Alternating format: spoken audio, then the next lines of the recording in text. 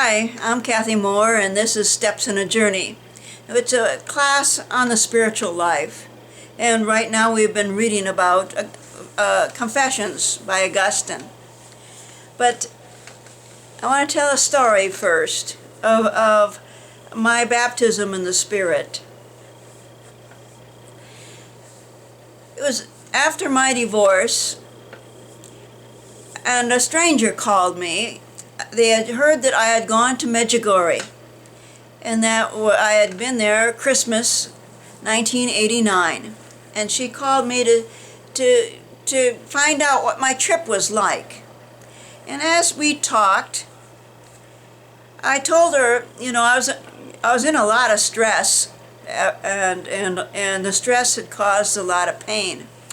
And I was telling her this, and she says, this Friday is a healing mass at our church.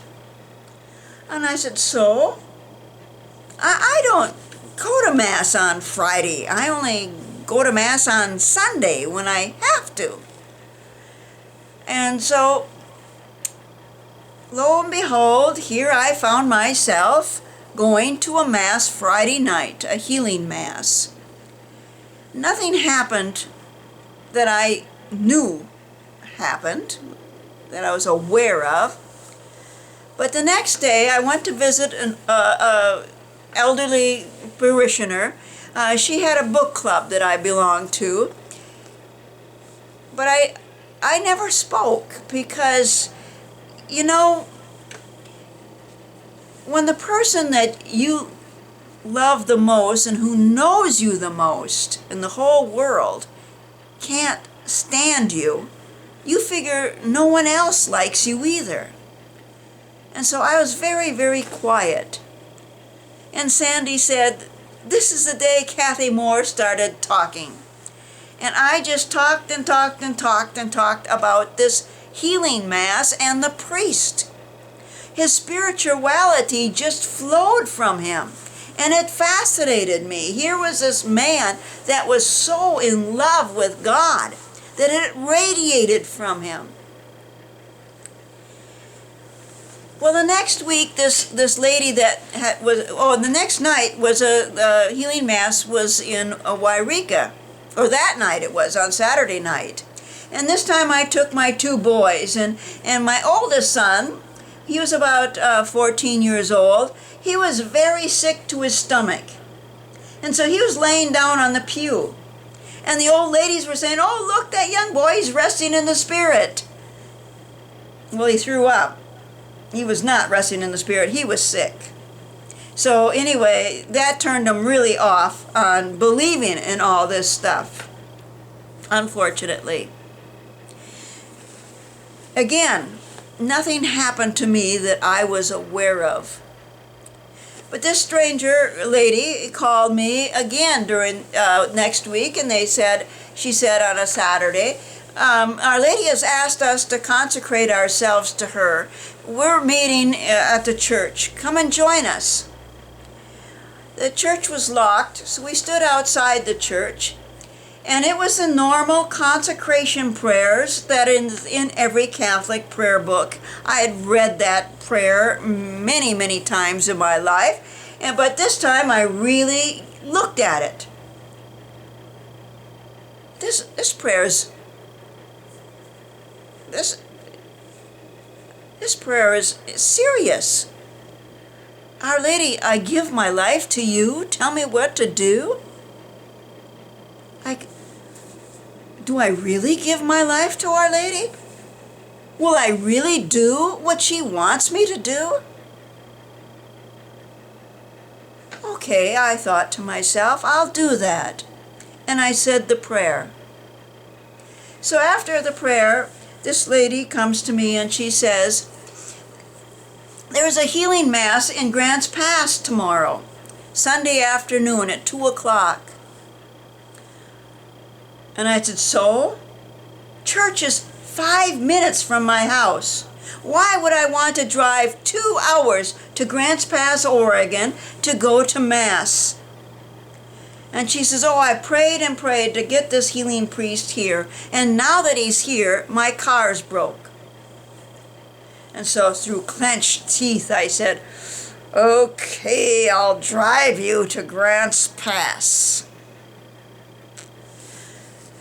The next day I was getting ready to go, and she calls me up and she says, "I'm too sick to go."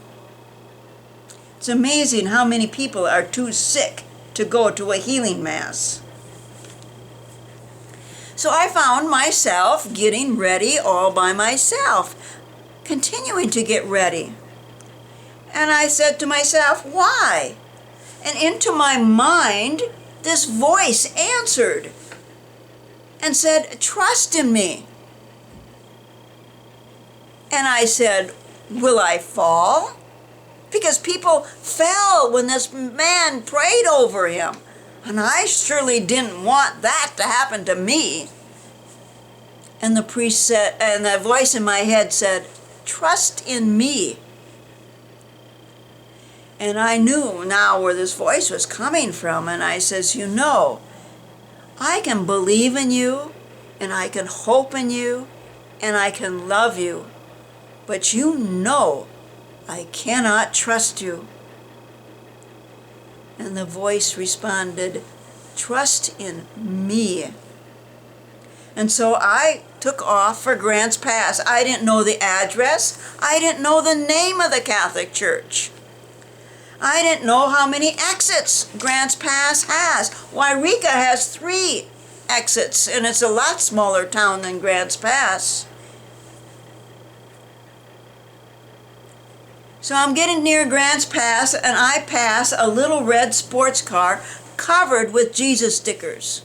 Why I thought this car might be going to a Catholic mass, I don't know, because I've never in my life even heard people talking about Jesus, yet alone put Jesus stickers on a sports car. So I went past the first exit, and I was almost past the second exit, and there's only 2 exits at Grants Pass, and the next exit is a long ways down the freeway. I was almost past the second exit when the little red sports car put on its blinker. So off I went. I went under the freeway, stopped at the red light, went through, and the little sports car turned to the left. So I went a block, followed it, caught up with it, and it drove right to the Catholic Church. I got there in plenty of time before the 2 o'clock service. Now this wasn't a normal service. This was a special mass for a charismatic mass. In other words, it was filled with charismatic people singing with their arms raised, and singing Alleluia, singing in tongues in the Mass. Now I kept my hands in fists down by my side, as I had for the last several years. When the time Mass was over and he called the people up for prayer, I went up to him, and the priest hugged me to him. There was no way I could have fallen. And I went back to my pew, and then I rested in the Spirit sitting there, and I was alone with God. His love enveloped me, and I had a vision of my heart with a great big gash across it. And he took my heart and held it up to his heart of flames and healed my wounded heart and filled me with such joy and such peace.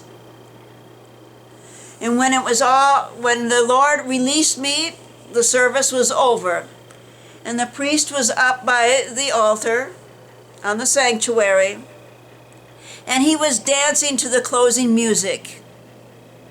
And his body moved to the love of God, and his face radiated the love of God. And I prayed, Lord, I want what he has. I want to be able to move in love for you, and I want my face to radiate my love for you. And then within 2 weeks, I had this answer to this prayer. He filled me with such love that my face just radiated with happiness. A great joy deep within me radiated out of me, and this lasted for many years. I went to a retreat a couple of weeks later in Sacramento. The expected retreat master couldn't make it. And so they called up this Father John Campoli that I had just been prayed over with, and he was free. And so he flew back out to California, because he's from New Jersey, and to California, and he gave the retreat in Sacramento.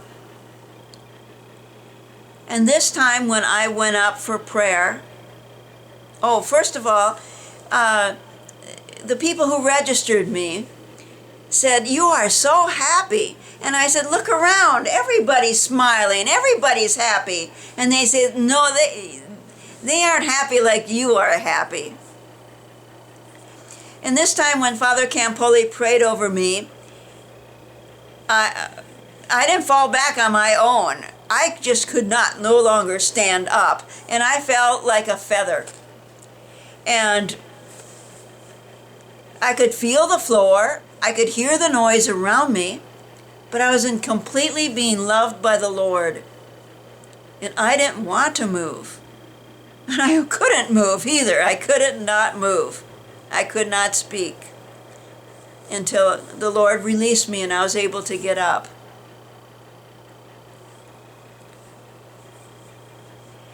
He also asked me, when you don't, how it feels when people don't trust you? And I said, yes. And he spoke again in my mind, well, that's how I feel when you don't trust me. And we not only have to live a trustworthy life for the Lord, but we also have to trust him completely with everything, with our whole lives. Well, I'm starting out this story because we're reading Augustine now. And we're in chapter 10, where Augustine talks about the mind and memory. And this section here in chapter book 10, we're starting on chapter 20. And he's talking about seeking happiness. And the happiness I can relate to because I felt the happiness that we're all seeking. We're all seeking a happiness. And Augustine asks, how do we know? How do we know what happiness is when we're seeking it? And how do we know when we have it? Last session we talked about forgetfulness. How do we know if we've forgotten something, whether we ever had it? Until somebody says something about recalls it to our memory. So, chapter 20. How do I seek you then, O Lord? For when I seek you, my God, I seek a happy life. I will seek you that my soul may live. For my body lives by my soul, and my soul lives by you. How then do I seek a happy life, seeing that I do not have it until I can rightly say it is enough? How do I seek it? By remembering, as though I had forgotten it. Remembering that I had forgotten it? Or by desiring to learn it as something unknown, either never having known or having so forgotten as not even to remember that it had been forgotten.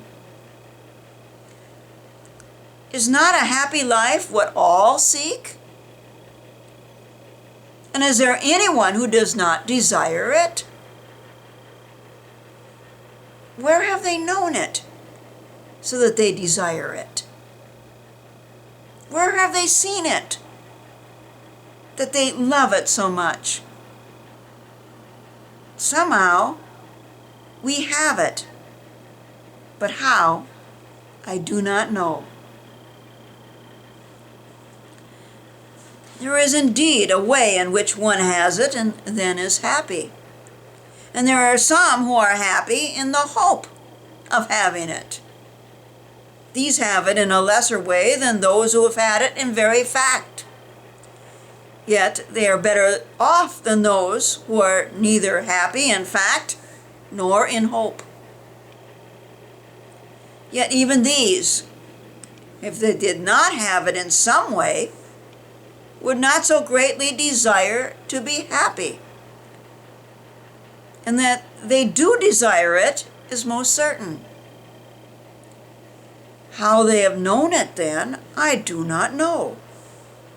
By what sort of knowledge they have it, I do not know. And I'm perplexed whether it is in the memory, for in that case, we would have been happy once.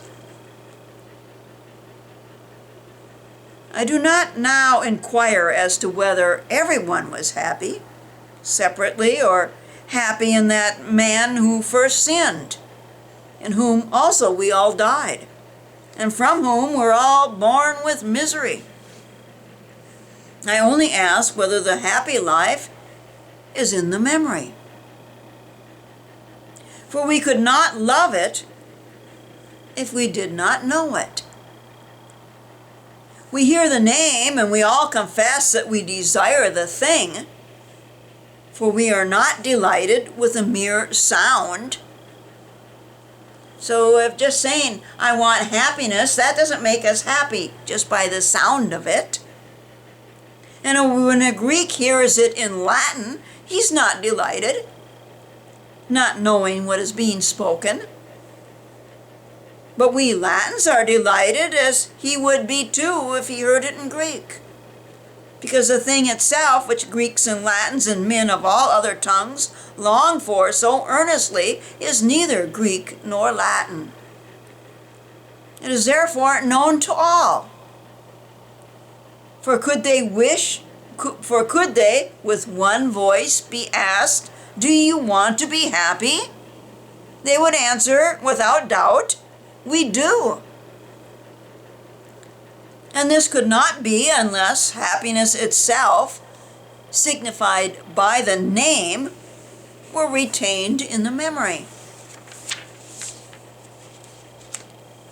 Chapter 21.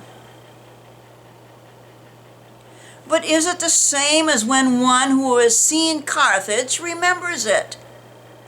No. For a happy life is not seen with the eye, because it is not a body. Is it the same as when we remember numbers?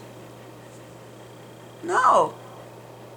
For the one who has these in his knowledge does not have to look further to reach them. But a happy life we have in our knowledge and therefore love it. And yet we still desire to attain it, so that we may be happy. Is it the same as when we remember eloquence? No. Upon hearing this name, some who are not yet eloquent and desire to be so, call eloquence to mind.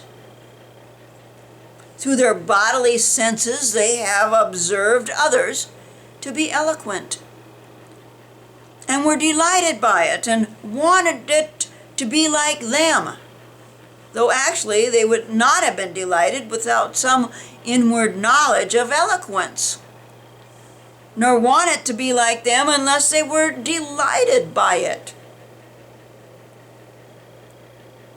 But in the case of a happy life, we do not experience it in others through any bodily sense.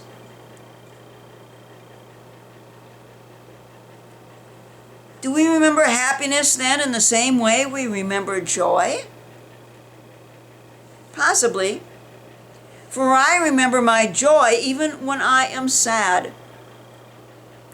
as I remember a happy life even when I am unhappy. Nor did I ever see, hear, smell, taste, or touch my joy with my bodily senses, but I experienced it in my mind when I rejoiced, and the knowledge of it stuck in my memory so that I can recall it. At times with disgust, at other times with longing, according to the nature of the things which I remember having enjoyed. For I have been immersed in a sort of joy even from foul things, which I now abhor and utterly detest when I recall them. At other times I rejoiced in good and honest things which I recall with longing, although they may no longer be present. In that case, I recall former joy with sorrow. Where then and when did I experience my happy life that I should remember and love and long for it? Mine is not an isolated case, nor is it that of some few beside me, but all of us, not just a few, all of us desire to be happy. Unless by some certain knowledge we knew what a happy life is, we could not desire it with such certainty. But how is this? That if two men are asked whether they would go to the wars, one might answer that he would, and the other that he would not. But if they were asked whether they wanted to be happy, they would instantly, without any hesitation, say they would. And for no other reason would the one choose to go to the wars and the other not, but to be happy. Is it possible that as one looks for his joy in one thing, another in another, all agree in their desire to be happy? In the same way, if they were asked, they would agree that they wish to have joy, and would they call this joy a happy life? Then, although one obtained joy by one means, another by another, both have the same goal they try to